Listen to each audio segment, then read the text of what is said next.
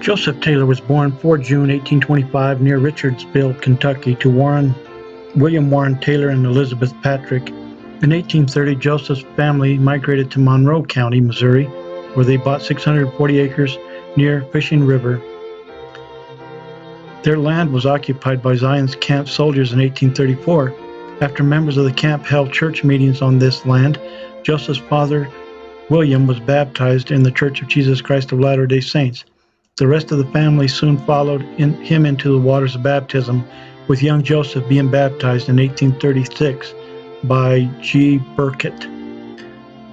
Joseph remembered taking food to the prophet Joseph Smith and other church leaders in prison in Liberty Jail in 1838. He and his family moved from Missouri to Illinois, settling in Nauvoo, Hancock County. Joseph earned 25 cents per day in Nauvoo and used this money to provide food for his family. In December 1844, he was ordained a 70 by A. Little and became a member of the First Quorum of the 70. On 24 January 1846, he received his endowment in the Nauvoo Temple. Soon afterwards, religious persecution forced him to flee with his wife and child from Illinois to Iowa Territory. In Council Bluffs, he enlisted in the Mormon Battalion.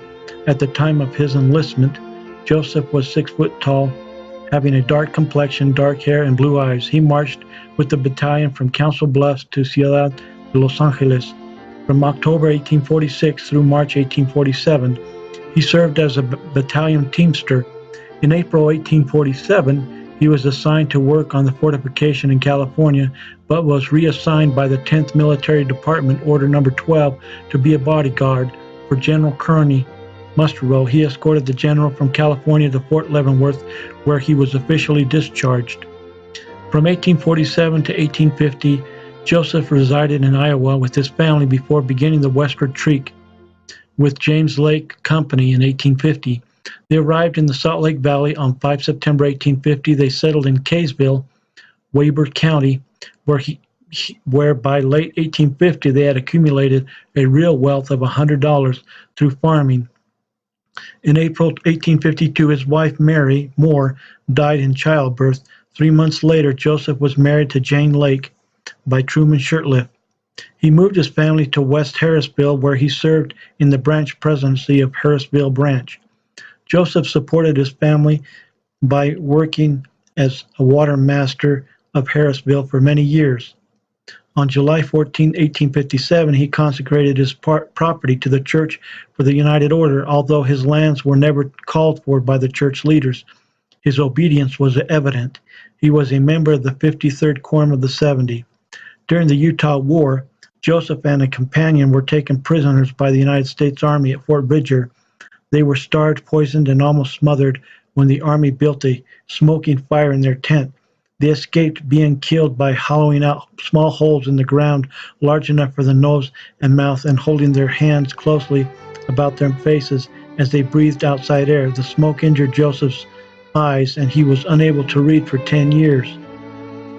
During the interrogations, he told the bodyguard that the Mormons had between 20 and 25,000 good warriors. He later wrote, "At this broad statement, he stood aghast, while I could have hung my hat on his eyes." At one point, Joseph was told he would be shot at dawn. He carefully planned his escape. He told the guard, "I'm freezing. You will have to shoot me frozen.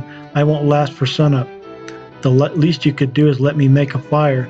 The guard replied, "I'm cold too." So Joseph built 2 fires so as to act as if warming both sides of himself, but also to gain the few steps away. Joseph moved his shoes and left them close to the guard to show he meant not to leave at all. The guard relaxed and, towards morning, became drowsy, whereupon Joseph made a quick dash from the further part of the fire. The guard, not fully awake, shot and missed. Joseph wore a dry, thin leather jacket that rattled with the wind as he ran, and some rounds shot off and hit cattle.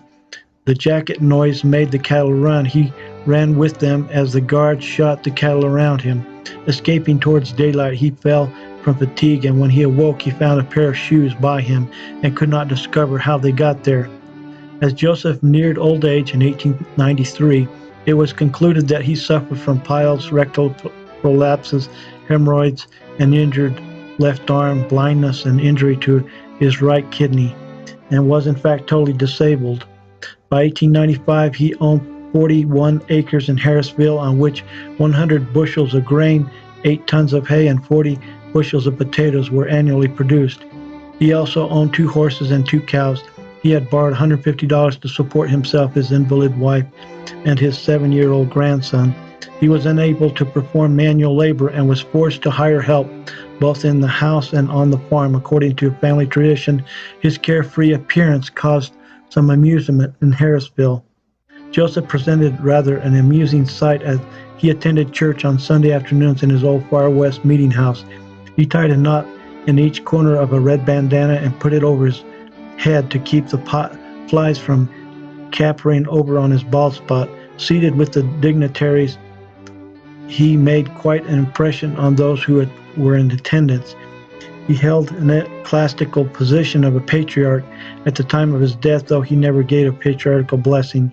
He died 11 August 1900 in far west Utah and was buried in Ogden, Utah, a valiant, good man of integrity and faithfulness to the end of his days.